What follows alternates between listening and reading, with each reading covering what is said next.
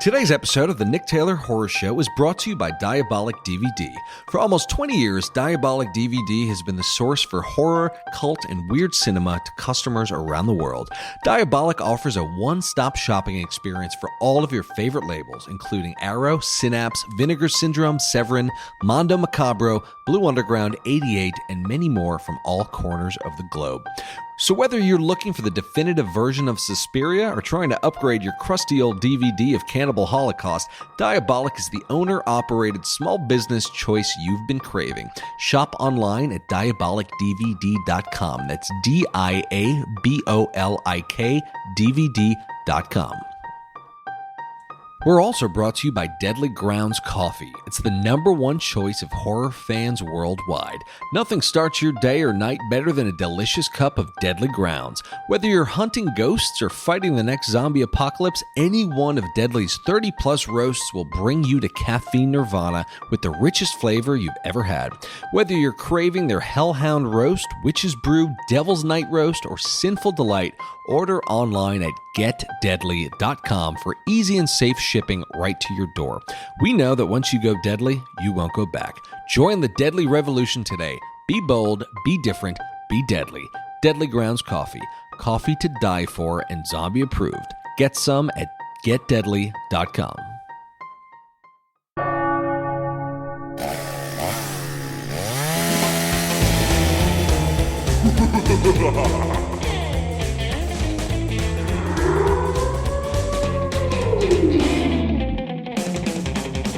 Welcome back to the Nick Taylor Horror Show.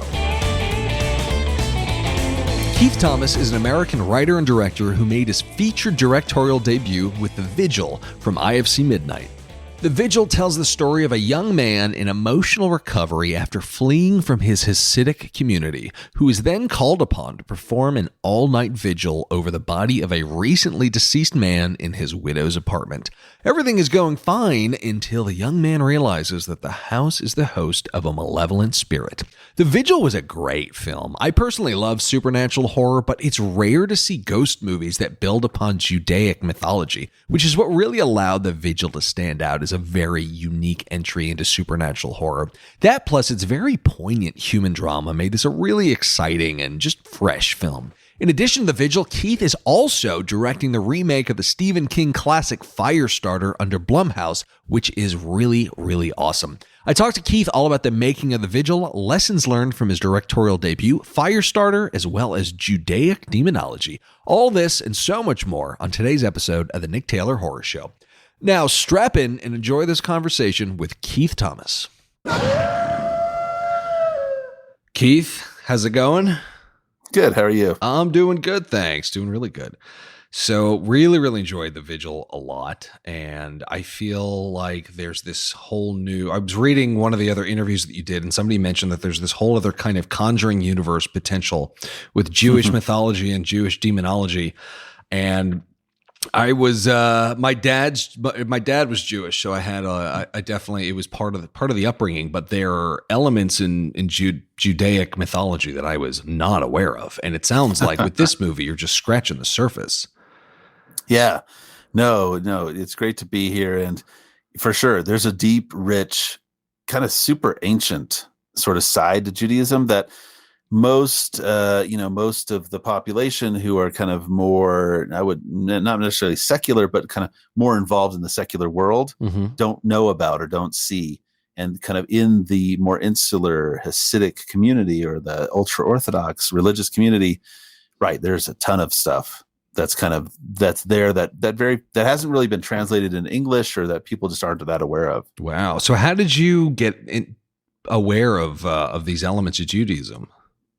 So, a couple ways. One, I've just, as a horror fan, I'm always looking for monsters kind of, and so when it came time to write this script, I was like, I'm going to try to make my first movie. I know it's going to be horror. Yeah. What angle, it's kind of a mercenary thought, but it was like, what angle can I take that's going to feel original that I can kind of call my own? And so it was like, this idea of Jewish horror. I'd seen Dybbuk movies where non-Jews find a Dybbuk box and, oh no, they've unleashed the evil spirit. on Gollum movies. Right. But I hadn't seen anything that really was set within a Jewish world or kind of had that lens. And so once I had that idea, it was kind of like, right, just digging in. And I do have a background, I've done a lot of different things in my life, and this kind of filmmaker thing is the most recent. But before this, I was in healthcare and did clinical research. And before that, I was actually in a rabbinical school. Oh, wow. I'm not a rabbi, but I studied theology. Mm-hmm. And in my master's thesis was on monsters in the Torah. Oh, that's cool. So right. So this stuff was always kind of there. And so, when the Vigil kind of emerged in my mind, it was like, okay, this is the opportunity to dig into stuff that people really don't know anything about. That's super cool. Yeah. I mean, like I mentioned, my dad was Jewish and I hate when people say spiritual, but not religious, but he actually wasn't even that spiritual. He was more into just the tradition of Judaism. And I'm not going to break into tradition from Fiddler on the Roof,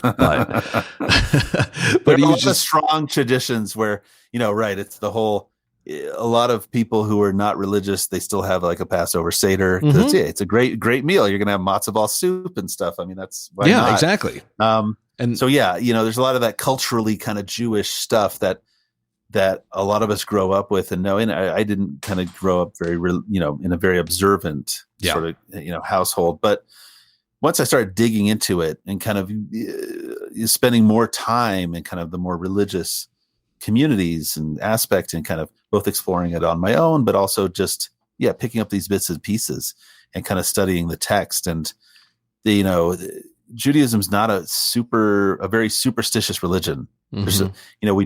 There isn't a hell and a devil as in Christianity, right? That's, sends out all these demons. And I love that stuff. I love reading these books of demons where you get the ninth prince of hell who does this. Right. And he looks like an ox with a crocodile head. Like that stuff's amazing, but we don't have it. So we got Dybbuk's, we got Golems. And I was like, well, what else? We got to have something else. There's got to be other stuff that we can use. So that's how I kind of came across the demon that is in the Vigil. So was that demon based on one that you had read, just like literally, or okay? Yeah, it literally is. So, in Judaism, and again, we're talking thousands of years ago, kind of where this emerged, but they're called Shadim, which means demons. And some of those demons are Liliths, because Lilith is actually plural. There's many of them. And then there's another called the Mazik, and the Mazik is what we have in this movie. And, so Mazik in Hebrew means destroyer, and that sounded really, really cool. Like, wow, that thing's called a destroyer. That's awesome. Yeah. But the rabbinic literature, again, much of it not translated into English, it has no description of it. It just says, don't go into that house. There could be a Mazik in there. So for the film, I kind of had to invent the look of this thing. And for me, that meant tying it directly into the themes of the movie and kind of the psychology of the main character. Yeah. And that was part of my next question is, in terms of the origin of the idea, clearly you wanted to do some sort of Judaic demon-like story, but how did the main story of Jakob come about? Because I mean, I had seen movies about people recovering from their experiences in certain communities, and that seemed obviously is a huge theme in this movie, but how did that part come about and come together? And what were some of the other bigger themes you were exploring? Yeah. So once I had this sort of idea of a shomer, someone who watches a body, and I thought, wow, that's crazy that no one's made a movie that is the setting. Once I kind of had that set up, it was like, well, who's watching the body? What's the most interesting thing? And for me, a character in crisis is the most interesting character. I love coming into a character's life when they're like at their lowest. Yeah. When, they're kind of struggling the most. And so the shomer, this job in terms of a paid shomer, it only exists in this Hasidic community. So I knew it was going to be set there when we really got into working with my producers on it. And for me, it was more interesting to have someone who left the community and was struggling in the outside world, struggling to make it in the secular world, and then having to be called back. Like, what does that do psychologically to somebody who's kind of has their, own background, reasons for leaving, who have to go back? And then part of those reasons for leaving were stuff I just wanted to explore just in general, in terms of, if you've ever been around death, it brings up, of course, ideas of, our existence and our mortality. And it's hard not to start thinking about, well, what happens when I die, and these questions. And that led me to kind of wanting to explore trauma and pain, and how those things, in particular, it was really about how one instance, like one thing that is super dramatic and terrible and tragic, but only lasts like 20 seconds, how something like that can have ripples that can not only ruin one life, but then multiple lives and stretch out through a family and a neighborhood and a community. Yeah, generational trauma felt like it was a big theme in this movie, and I've seen that in recent movies. The Relic from Natalie Erica James is about trauma, as generational trauma, hereditary in a huge way is, but this one in a very different way. It feels like it's about that generational trauma, and obviously the Holocaust is a huge part of that. Were these conscious themes you were trying to explore at the time when you were writing it? Yes, to a certain extent they were. It was the themes of kind of the generational trauma and the sort of kind of how a community is affected, and in particular, like things going way back. My own family was affected by the Holocaust, as well as pogroms that happened before the Holocaust. So we have that's in the movie as well. But so I'd grown up with that and kind of knew that. When we changed the setting of the film, originally it wasn't set in New York, and because it was an even lower budget kind of movie that I was just going to try to nickel and dime, pull it all together, scrape it together myself to make. But once I teamed up with my producers, we moved it to New York, and that community, their sort of lifestyle, a lot of their lifestyle, a lot of kind of how insular they are is a direct response to the Holocaust. So that became a important sort of touchstone for it. And also the source of, the most kind of anxiety for me in terms of the filmmaking. Once we decided we're going to show flashbacks that are taking place in the Holocaust, I was like, oh man, this is going to be tough. How do I do this, on this budget, in a way that's going to be meaningful? That's a huge emotional responsibility. Yeah, it really is. And it's very hard. So for me, it was kind of like, okay, if I'm going to do this, and again, it's not much of the movie, but it's some impactful moments. It was, how do I do it in a way that feels different and new in some ways, but that also is identifiable? So there's a movie called Son of Saul, which is a very powerful Holocaust film, where the camera is essentially on the shoulder of one guy, and it's really from his perspective in a death camp. And so I kind of turned to that, and I was like, that's interesting. Like, let's make it really, really narrow, the scope. I can't show like a camp. I can't show the massive horror. I can do it audio, sonically. I can kind of show it. But then when it came time to actually represent this, we're shooting it at that point. It was Queens. It's like, how do you? I'm going to do a Holocaust movie in Queens. It was tough. Yeah. Well, it turned out great. It was a very intimate, but because it was so intimate, very, very effective scene for sure. Thanks. So in terms of production, how did you get the movie off the ground? This was your feature debut, right? It was. Yeah. Yeah. And I had made a short film in 2017. That was kind of my boot camp, because I didn't go to film school or anything. And it was kind of, I'd been screenwriting for a while, and kind of it took me a while to find my voice in terms of what I wanted to make. And I realized, having worked on a number of films, that as a writer, for me to kind of capture that true vision of what I wanted, I'm going to have to make it myself. Yeah. So I made the short film as a sort of proof of concept, like a calling card to say, this is who I am, and this is what my vision is for filmmaking.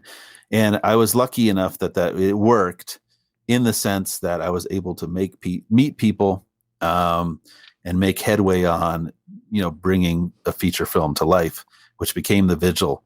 I wrote The Vigil in 2018, and originally kind of my manager had sent it around, and there was some interest in it, but no one would let me direct. It was kind of one of those things of, we'll buy this, but you're not the director. And it's a tough decision too, because you're like, hey, I could sell this, but be a part of it. But at the same time, I was like, nah, this has got to be my stab. So my manager sent it to the producers, these guys at Boulder Light, who, Rafi and JD, both really young guys, and he said, "You're going to like these guys. These guys love the script and they get it." So I went to their office and I walk in, and they make only horror films for the most part, and Contracted, and they made a bunch of these horror films. So I walk in, and the walls are just filled with posters for horror films, like Freddy Krueger standing over there. And yet both these guys are Orthodox Jews with yarmulkes on. And I was like, wow, if anyone's going to make this, if anyone's making it, it's these guys. And so incredibly, from the time that I met them until we were on set was only 9 months, which is pretty incredible. So these guys are the real deal, and they like to act fast. Yeah. Yeah. And they pulled it together quickly, and it came together really nicely. That's pretty amazing. So the response has been pretty good as well, right? Yeah, it has. It has. And it's funny when I wrote the film, and then when we were making the film, I had no idea I was just trying to make the best movie I could. Right. That was as true to the vision that it seemed as though people were buying in. Right. So we were getting great cast and great crew, because people were believing in this thing. And I was just like, look, I just need to execute it.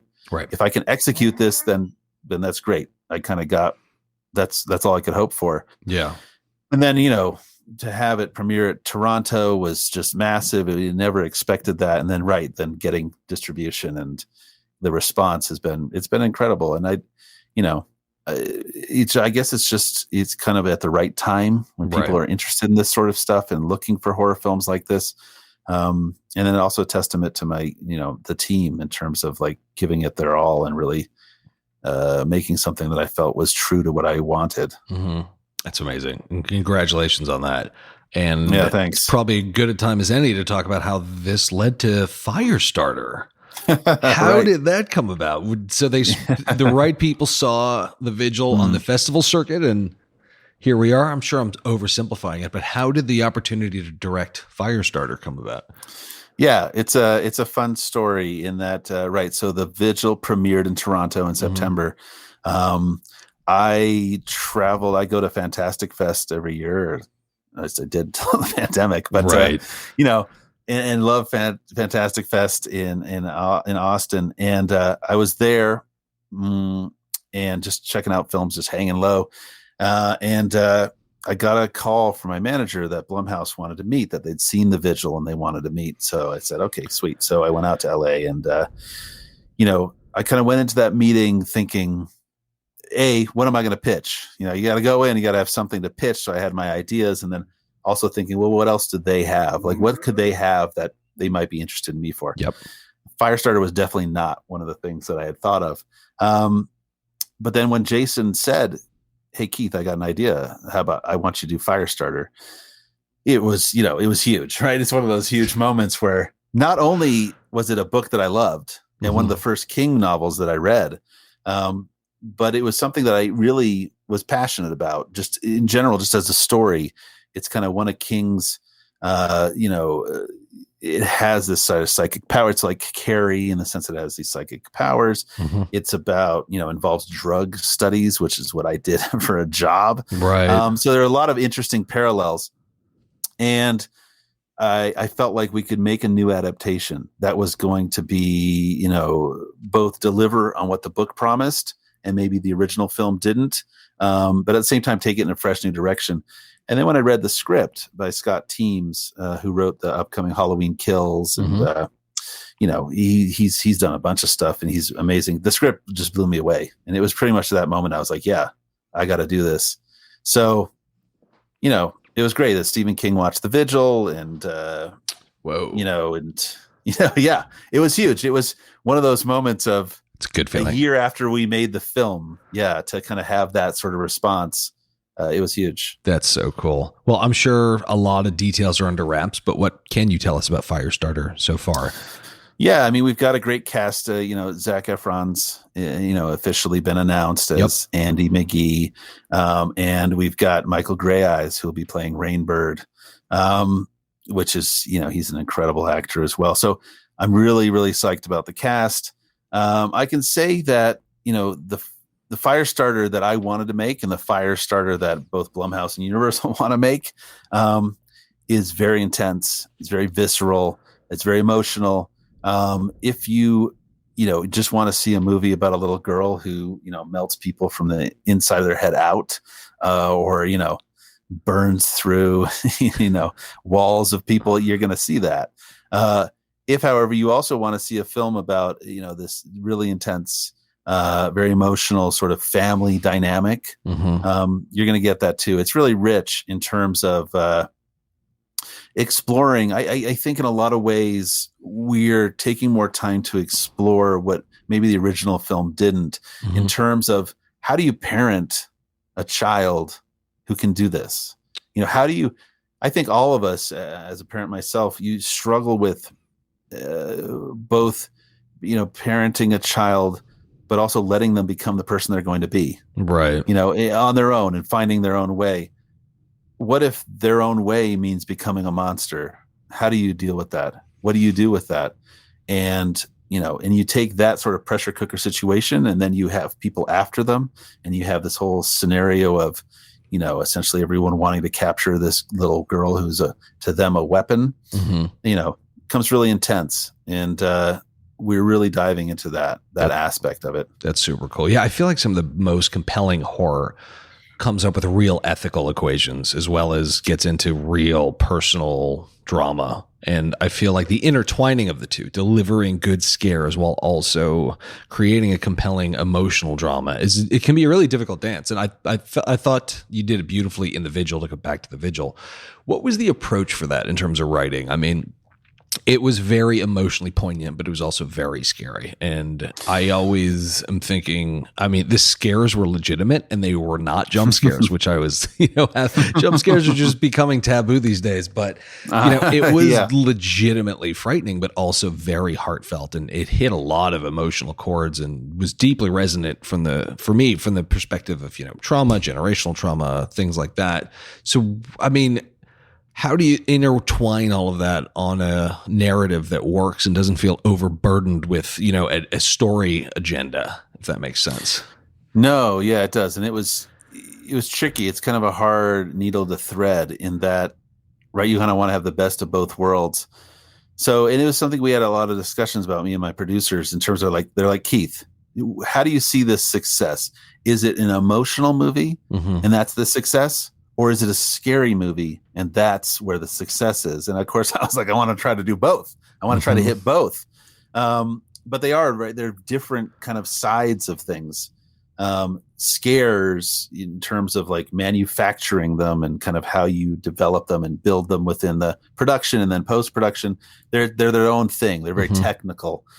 And then the emotional stuff, of course, is coming from the actors, and it's coming from, the script and kind of. So for me, trying to get both of those was kind of merging them together, so that for me, the best scares are ones that are directly tied to the emotional state of the character, because we're in their head. And so the scares have to be reflective of kind of what they're experiencing. At the same time, I tried to cover as many bases on scares as I could, because scares are subjective, right? It's just like comedy. Some people love slapstick, other people love dry British humor, and not the other. So some people, if something comes out of the dark at you, that's it. That's like a great scare. Other people, it's much more psychological. It's like, who am I actually talking to on this telephone? And that's the deeper scare. So I tried to work as much of that in as I could. Yeah. And then it just came time to, I think pretty early on, I decided that once he gets in that house till pretty much the end, it's like no holds barred. It's all scares, right? It's just, the overriding theme is dread in here, and I'm going to maximize it as much as I can, while at the same time digging into the character stuff. And once we got into pre-production, I was really kind of seeing it come together. That's when I was seeing that I was having the effect I wanted, in terms of getting the scares to resonate beyond just these moments. Just these, a lot of times scares are just every 5 minutes you need a scare. It's right. Like, boom, you hit it, boom, you hit, and whatever. It's just this little roller coaster moment. But I wanted them to linger. I wanted them to have resonance kind of with what our main character is experiencing. So they're building on each other in a certain extent, which was tricky. Yeah. And it just took a lot of work in the script stage, honestly. Yeah. To get that. Well, the real fear in empathizing with the characters, he's wondering, am I mentally ill? Am I imagining these things? Is it the medicine talking? Is it like I thought that alone was pretty frightening. There's also a moment I want to touch on. I hope this is not a spoiler, sure. but there's a moment. I love that there was a big theme of he kind of had to not necessarily renounce his faith, but renounce his community. And then he had to rediscover his faith. And there's a moment when he does, and he puts his yarmulke back on and he puts the thing around his arm. That felt so Evil Dead to me. It was like Ash putting the chainsaw on his arm. It was like, yes, he's getting ready to kick some ass now. Look, so yeah, it's funny. You're the first to mention it. But anytime anyone talks about the scene, that's exactly the reference I bring up. So originally, when I kind of envisioned this moment, it was straight up like Evil Dead. I was like, let's go do some dolly shots with like a Dutch angle and like go full Sam Raimi on it. Like, let's just boom, boom, boom. I eventually kind of stepped back a little bit from it in terms of like, well, let's make it a more poignant sort of moment as well. But 100%, it's like putting on spiritual armor. It's that moment that's always at like the beginning of the third act where the hero has to gear up. It's the gear up and get ready to go into the darkness. And so the thing he's doing is to fill in, which is these leather straps that, the little box that's kind of on his forehead has a prayer inside of it, a scroll with a prayer. That's essentially the kind of watchword of the faith.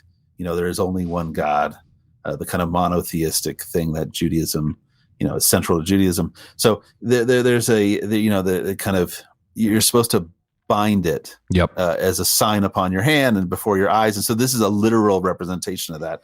It's something that is very common putting on to fill in, but not something you see in film much. So I thought, hey, it's a way of him strengthening himself for this encounter he's about to have. And B, it looks kind of badass if you're wrapping leather around. It's almost like, going into the ring if you're wrapping leather around, around your arm and your fist.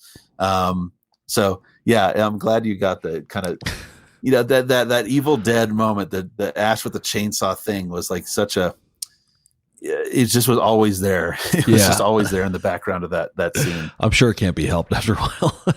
No, that's cool. Has there been any response from any religious communities on the movie? I mean, I could see it either being really, really appreciated or not, because, religion tends to be that polarizing, but has there been any sort of a religious response? So we've had it. Yeah. So in terms of, the kind of larger Jewish community, it's been a pretty good response in terms. It's played a lot of Jewish film festivals. Yeah. And, even at Toronto, we had a rabbi from an Orthodox community there come and see the film in the theater. And he was very excited about it and it felt very good about it. That's good. In terms of the community itself where we filmed, I don't think they'll ever see it. I mean, it's possible. I've talked to people who kind of were, know the community a little better than I do. And, there's a suggestion that, maybe some of them would see it, like secretly they'd watch it on their phones, like no one's looking and whatever. But there wasn't as much interest from them. They were more interested in why the hell we were in the community filming, like why are we there? What are we doing? Than the movie we're actually making. But, from religious folks, the response has been good. They felt like, it's a tightrope in the film in terms of, does he abandon his faith? Right. Or does he go back into it? And I kind of wanted to walk the middle road of, no, he doesn't do either. He's kind of got a foot in both. And that's how we end it with this sort of, we don't know what happens next sort of thing. It felt like a very balanced way to do that, because he was in over his head so far on one end of the spectrum, and then he was in recovery and probably trying to renounce his previous history. To me, that night that he spent doing the vigil was his way to kind of find a middle ground. It felt like a very even-keeled way to restore or refine your faith. Anyway, that's a lot of room for that's interpretation. What I was going for. Oh, cool. Yeah. No, that was 100% what I was going for in terms of, I didn't want to be preachy.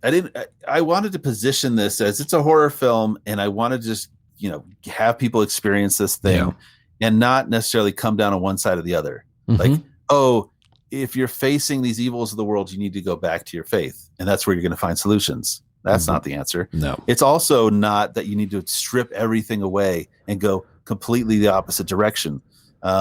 it's finding what gets you through. Right. And sometimes that is the thing you abandoned. Sometimes it's not. And so it was like trying to navigate that middle ground, which, was tricky. It was tricky in terms of like, are we going to offend people? Maybe some, but I think we'd offend more if we kind of came down on one side or the other. Yeah. And I mean, there's so much to project your own interpretation in this movie. I mean, I saw just a lot of it, and I'm sure on your end that's intentional to a certain degree, but I'm sure there's also a sense of creating a story, call it the collective unconscious or whatever, in a way where people just there's this mysterious element where you can just project your own interpretations into it. Like for instance, that demon that looks behind, to me that meant stop looking in the past so much. It's all about moving forward. Right. No, 100%. Right. That the demon ended up becoming the embodiment of our protagonist's central dilemma, which also was the dilemma of the community and also kind of people as a whole. And there were a lot of times, certainly in scripting, when you get that little nagging thing. Maybe it's a note that you get, or it's something just in the back of your head where it's like, add more exposition, make this clearer. And I really fought against all that, because at the end of the day, I thought it's going to resonate, even though people don't necessarily get it and or know the details of what's happening. So for me, it was very much, I kept thinking back to Alien in the sense that, what we don't see or we're only getting glimpses of is so much more powerful than the final reveal of this thing. And the same goes for the themes, and the same goes for the kind of character notes. Yeah. So what was the writing, or what is your writing process like? I know you've been a writer for quite some time. Do you try to abide by a daily Stephen King 1,000 word, 2,000 word minimum, or what does your process look like? Yeah. So in terms of writing, I write every day. I'm definitely kind of one of those, I never take a break kind of guys. Even when I'm on vacation, I'm like at it. It's both good and bad in that it's kind of it's obsessive in the sense that I just have to always be pushing forward on things. So some days are very productive and I'm getting a lot done. Other days are not. But, I'm the type that I like to just kind of get everything out on the page, like just get it out and then go back and work through it and kind of, see what's working, see what isn't. I tend to write much more than I ever need. And then some of those things I cannibalize for something else later. But it's all about, once I have the concept, it's kind of like fleshing it out, like spilling it out on the page first and then kind of going back for it and refining it however long it takes. Yeah. And do you outline? I do. Yeah. And I fought it for a very long time. Certainly when I first started screenwriting, I was like, fuck it. I don't need to outline. I know this story. I got it in my head. Right. But screenwriting structure is it can be very complicated. And if you try to just stream of conscious it and you're just like, I'll get to the end, I'll figure it out, it's never going to work. So I learned, even though it's painful, and I think a lot of people, they kind of have this idea, I know my movie, I want to write this movie, and they just start going for it. You can actually make a lot of mistakes in kind of just diving into it right away. And you can find yourself in a place where you're not willing to kill your darlings, where you're keeping scenes that you do not need. Yeah. Because structurally you've fucked it up already and you're not going to be able to get what you want out of it. So it took me a while to get to outlining, but now I love outlining. I do, very short outlines, just a little treatment, and then a full outline. And then I'll even do like scriptments where I'm bringing dialogue into the outline. And before I go by the time I get to the actual script, I know exactly kind of where I'm going. And you're probably dying to just start writing at that point. Yeah, 100%. Because you can spend months and months and months on those outlines. Were there any resources that were helpful for you in terms of story structure or learning story structure that you turn to? A classic one for people is Save the Cat, but also Joseph Campbell and things like that. But where did you learn story structure, and do you return to anything to make sure it abides by any sort of specific structure?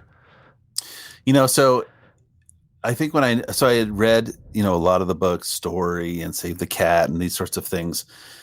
And I tried to internalize as much of that sort of structure as I could. But then, of course, being being rebellious. I was like, I don't need structure. I don't need that structure. Right. Those are commercial Hollywood movies. I don't want to write those. I'm going to do my own thing.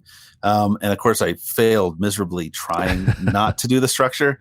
So then what I did is I just read every single script I could find, just reading them and looking just on the page. Okay, this is where this is happening. This is where this is happening. And it got to the point where I kind of internalized that, where I'd go to movies with I guess it was pretty obnoxious to me, but I'd have my phone out and I'd have a stopwatch on my phone, and I'd look for minute 11, what's happening in the movie, minute 15, what's happening in the movie, minute 25. And I'd see it, you'd see the structure right away. Right. Oh, there's a crossing of the threshold. There's all these things. So once I kind of internalized that, then I started really kind of finding liberation in the structure and then not fighting against it so much. In terms of kind of like what I turn to when I think about it, I guess Campbell, to a certain extent. We're living in a great time in terms of like what's available on YouTube. There's a lot of amazing sort of introductory kind of screenwriting or film kind of production class stuff that's on YouTube. There's a lot of great kind of insightful folks there that can really that I found helpful myself. Mm-hmm. Okay, cool. So one thing we didn't get so much into is the actual physical filmmaking and element of making the Vigil. It sounds like you're a pretty hands-on director. How involved were you with actual selection of camera lenses and all of that? How involved were you with the physical aspect of making this movie? I tried to be as involved as I possibly could, kind of on every angle. Not a control freak, but just I had the vision in my head of what I needed it to look like. Mm-hmm. And so it was much more kind of collaborative on as many levels as I could be in terms of, selecting the lenses and having a crew that was very open and very collaborative as well. So Zach Cooperstein, the DP, and I, spent a lot of time in pre-production, shot listing, like incredibly detailed shot listing. We knew what lenses we wanted very early on. And we knew exactly, if we're on the 40 or the 50 millimeter, where we were with certain scenes. We photo boarded the movie, which was something I had never done before. Photo boarding, essentially. Yeah, it was basically using the lenses that we're going to shoot with, and then putting them on, using them through an app on the cell phone, and then I would stand in for each character, and we basically frame each shot. Oh wow! And by the end, we had basically a flip book where you could see the whole film if you flipped through it. Oh, that's cool. So that was great for my producers, and just to show anybody, it's like, yeah, this is what the movie looks like. Here it is. Right. So yeah, then it was, once we had figured all that stuff, then it was, as hands-on as I could be in terms of, the lighting and the atmosphere and kind of what we're doing here, but then also in the production design in terms of the authenticity of this place. But for me, it was important to know kind of every little thing we're doing, like where everything is. So, if we open a drawer in the kitchen, what's in that drawer? I didn't want it to be that drawer is empty. We'd never open the drawer in the kitchen. No one ever looks in there, but I needed something to be there. Yeah. And I had to know what that was. Is it this spatula or that one? And it was kind of, the vision was like, yeah, it's that spatula. This is that house. So it was, being as minute in the detail as possible without being obnoxious. Yeah. In terms of like, It's a palpable difference, I think, you can feel when a director is that detail-oriented. Like Matt Weiner, for instance, who was behind Mad Men, he filled all the desks with the exact pencils that they would have had that year in 1960, whatever, and even matchboxes from that time period. And again, you never saw any of the stuff, but he filled the drawers with them, and the cast knew they were there, and the audience subconsciously sort of just could feel they were in good hands because it was so thorough. I feel like that's a big insight to just, you have to go above and beyond what's going to be on the screen to create a compelling and believable world. And it sounds like that's what you did. And it's kind of like a two-hander in the sense that, for example, we didn't build a set for the house. It's a real house. It's a house that one of the executive producers owned, and he was going to gut and remodel. And we moved in a few months after the elderly woman who lived in that house died there. And the wall, the dressing, the drapery, it's all hers. The carpet is hers. Oh, wow. And there's there's like I don't necessarily believe in kind of the, essence of somebody baked into the walls of a house, but it is. There's a certain feeling you get. And so this was a house that an elderly woman lived in. In my story, there's an elderly woman in this house. Like, that made perfect sense. Let's keep what's here. Let's use it.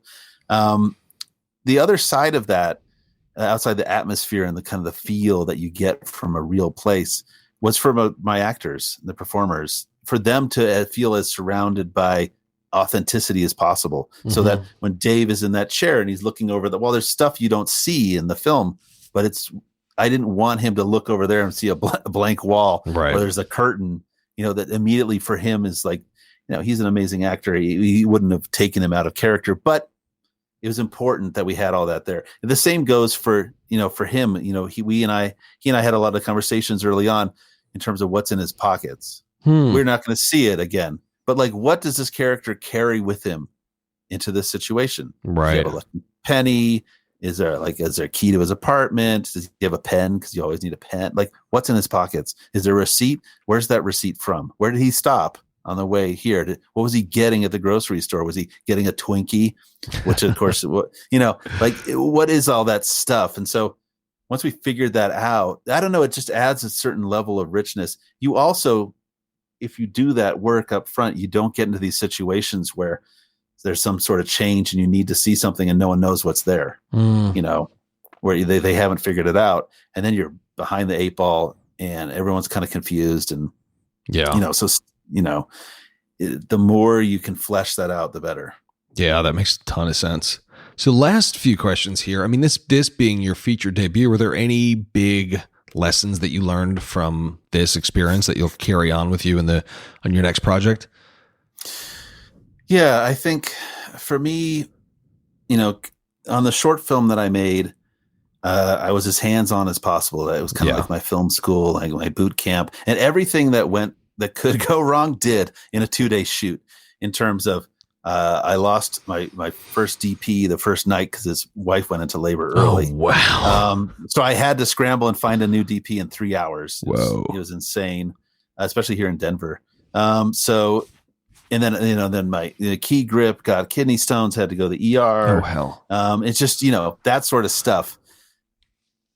That prepared me for the Vigil in terms of just production and independent film. You're shooting all nights, 1 month shoot. And it kind of helped me recenter in terms of like, what's important here. And it feels like directors who kind of blow their tops and they're kind of like yelling at this isn't right. And they're yelling at people and that's their own failure. That's them failing to maintain the vision that they have. Right. Or maybe they don't, maybe they've lost it and they've kind of like, they're scrambling to find it. So for me, it was kind of every day before the shoot was kind of getting into the sort of Zen place as I could in terms of recentering that vision. Okay, here's the film.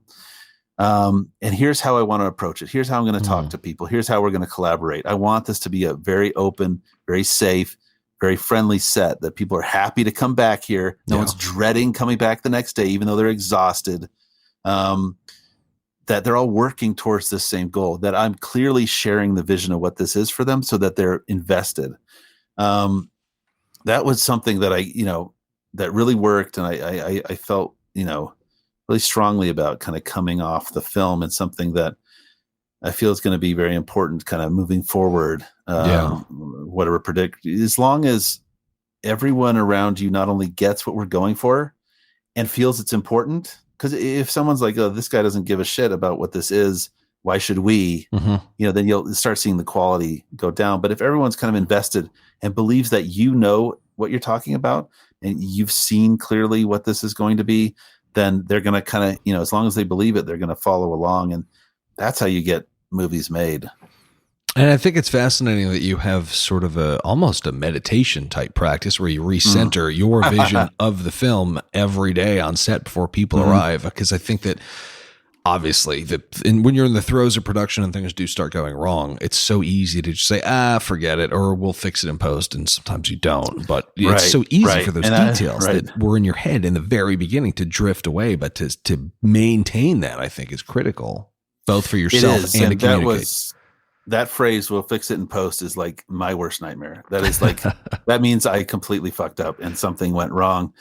And for me, for example, with the Vigil, there are no missing scenes. Everything we shot is in the film. There's nothing else. There are obviously other takes, but there's nothing. It's all there. And that was just a lot of pre-planning and figuring stuff out. But yeah, this sort of centering idea, especially when you don't have the luxury or the budget to shoot chronologically, when you're shooting scenes in out of order completely, it's also about maintaining the feel of the film and the kind of where you're at from one scene to the next, because you're thinking of the edit. You're like, well, we were just here. How did we leave that? How did that go? Yeah. And so, right. I mean, I suppose it was lucky we're in New York and I'd take a subway to the set every day. And it's like I had a 30-minute walk and then a 20-minute subway ride. So I had a lot of time to just kind of be in myself, and I would kind of go through the shots that day and I'd sketch out kind of what I wanted to do. And it's just right. This recentering was really important. And my DP, Zach Cooperstein, kind of did the same thing. He actually had like a little meditation session with his entire camera crew. They'd go outside onto the street and kind of sit around in a circle and just kind of close their eyes and just get there, because, sets can be incredibly stressful. Yeah. As much as you plan for something, obviously things go wrong, especially when you're doing practical effects like we were doing. There's always the chance that it does not going to work the way you wanted it to or something. So it's maintaining that cool at the same time, knowing intimately what that vision is and how you're going to stick to it. Yeah. So I know we're wrapping up, but you touched on something that I think is very important. I've talked to other directors about this, but I think it's, as you'd mentioned, when you're doing independent filmmaking, you're not always getting a lot of sleep. It's stressful, it's hectic, but having a safe space for your cast and crew that they enjoy coming to is critical for getting people through these really difficult time periods. So what were some of your keys for doing that? I mean, how did you create that kind of community on set where people were willing to work and completely bust their asses for you, underslept? Obviously you're not exploiting them, but these are circumstances that are difficult, and it's what filmmaking's all about, but you do have to make it worthwhile, and they do need to feel like they're building something, I mean, how do you create that sense of community on set? I think in the initial stages, it's just really showing them your passion for this thing, what this means to you, and that if we can achieve it, it's going to be something special. So they feel like they're working for something special, not just a cash grab or just working on something that's like, oh yeah, I have to do this because whatever, my other thing fell through. That it truly means something to you, that this is something you're obsessed with, that you have to see made in the world, and you can't do it alone, that you rely upon them to help you do it. The other thing is knowing everybody who's there. It's kind of crazy to me that, some directors don't even bother with knowing who the grips are or knowing, second AC. And it's, there's a holier than thou kind of thing that I think happens with a lot of filmmakers, which I also think comes from a place of insecurity. Totally. In terms of being like, but when you're on set, every single person, you're all just different cogs in the same machine. Oh yeah. And if one of you isn't functioning right, then the others aren't going to. So, there's no one more important. Sure, when it comes time to yell action and where things going, it falls on the director to make sure that that they're running the way things are going, the way you need it, and you're getting the vision you want. If you have to do another take, you have to do another take. And if you have to do 10 other takes, you do 10 other takes. But if people have bought into the vision, they feel respected. They're not like, I'm not like looking off camera and being like, hey, you to a grip or something or a PA, and the other thing is, I wanted to make it very open and clear that anyone could ask me anything. I'm the keeper of the vision on the movie. Right. If someone wanted to know why we're doing something, why are we setting up this way? Why are we lighting it that way? Come to me and just ask me. I'm here. I'm right. This is what I'm here for. This is what I'm being paid to do. So it's not so much that I'm in some sort of bubble where no one can approach me. Oh, Keith has to do his thinking. He's out in his tent where he's got his hookah and he's going to do his thing. Don't bug him. No, come and bug me. Because I need everybody on set, everybody, no matter what they're doing. If it's, the PA to the grip to the, AC to, whatever, they all understand what we're making and why we're making it. And so if I have to kind of reinforce that or kind of help them with it, they should feel free to talk to me directly. And I think that really helped. It made it much more like a family. We're all in this together, especially in a small house like that where you're all literally on top of each other. Yeah. That helps. Yeah, that makes all the sense in the world. Well, Keith, this was a whole lot of fun. Thank you. Any parting advice for those aspiring filmmakers out there? Yeah, look, this was wonderful. It was great talking to you. I think, for me, I wouldn't take my journey into filmmaking as a path to follow. I spent a lot of time in lots of different careers, and only kind of coming here through all sorts of random instances and bits of fate. But the one thing that I learned myself, having written screenplays for a long time and wanting to be a filmmaker, was that you kind of just have to do it. For me, it was making that short film. It was kind of, if you have some money lying around, it doesn't take much, honestly, with the technology that exists today. Yeah. Just make it. The other thing I would add to that is, do not make your first draft. Do not sit down, write a first draft and think, I got this thing, I can do it. Because I guarantee you do not. When you're making your first film, you have all the time in the world to perfect it, to get that script right. No one's asking for it. No one's waiting for it. Once you do make something, then they will be waiting for it. Then they will be asking. Then you only have 6 weeks to turn it around a draft. But before then, you have all the time in the world. Make it count. I'm not going to start quoting Eminem, but you really only have one shot. You really do. And if you go out on the wrong foot, that's going to hurt you in the long run. So take your time, figure it out, and then don't show it to everybody. Go and make something, even if it's 2 minutes long. The last thing I'd say about it is, whatever that thing is, it's got to be very personal. You have to be super passionate about it. It can't be something that you're just a fan of. If you're like, hey, I got a great idea to kind of use something like this shot in this movie and kind of call it wouldn't be cool if we did this sort of thing like they did. That probably won't work. It has to come from you. It has to be organic and innate. And if it is, people will notice, people will see it. And then that's how you get your foot in the door. Okay, great. Perfect place to end. Keith, thank you so much. Awesome. Yeah, thank you. It was a lot of fun. All right. Here, as always, are some key takeaways from this conversation with Keith. Number 1, film in authentic sets. When location scouting for The Vigil, Keith and his team came across an apartment that was formerly occupied by an older woman who had recently passed away, whereby all of her possessions were left exactly as she had left them. When filming, Keith barely touched the apartment, leaving everything exactly where it was to create an atmosphere in an authentically detailed set that you could just feel. This is an interesting idea, and you definitely don't need to rent the homes of people who recently died, but do consider shooting in people's untouched living environments, especially if they match the identities of your characters. This can inexpensively create a level of realism that you can't orchestrate otherwise. Number 2, outline. As a writer, Keith outlines before he writes. There are multiple types of writers, and 2 common archetypes are the planner and the pantser.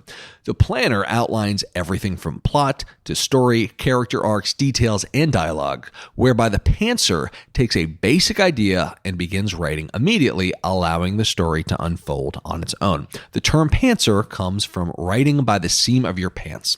Clive Barker is a planner and goes to great lengths to outline all of his work prior to putting pen to paper, whereas both Quentin Tarantino and Stephen King are both pantsers, who begin writing with a basic idea and then allow their characters to dictate how the story unfolds. Keith is a planner and highly recommends outlining because it allows you to take an inventory of all of your ideas ahead of time and organize them in a way that enables you to observe what works and what doesn't work before you start writing. In this way, the writer can not only kill their darlings in a Hemingway sense, but kill them before they even hatch. Whether you're a pantser or a planner, outlining has the power to save you a lot of time and heartache during the writing process by presenting you with a 30,000-foot view of your story in a way where you can understand what works and what doesn't work ahead of time. Number 3, recenter every day on set. A lot of directors have talked about their own versions of meditation while they're in production. Keith's is very simple, but powerful. Every day before everyone arrives, he reminds himself of his vision of the movie, often visualizing it in his mind. He meditates on the plot, the characters, the tone, and the story, and he does this every day when he's filming. This enables him to remain constantly in touch with the details of his vision for the movie, which is always at risk of being compromised due to the many distractions that can occur on set. It's important to have a rudder as a director in order to protect you from straying from your vision. A meditation practice is a great way to accomplish this. Anyway, guys, thank you as always for listening. If you enjoyed this episode, why not share it with your friends and family on social media? Don't forget to follow the show on Instagram at I'm Nick Taylor and say hello while you're there. Thanks again for listening to the Nick Taylor Horror Show.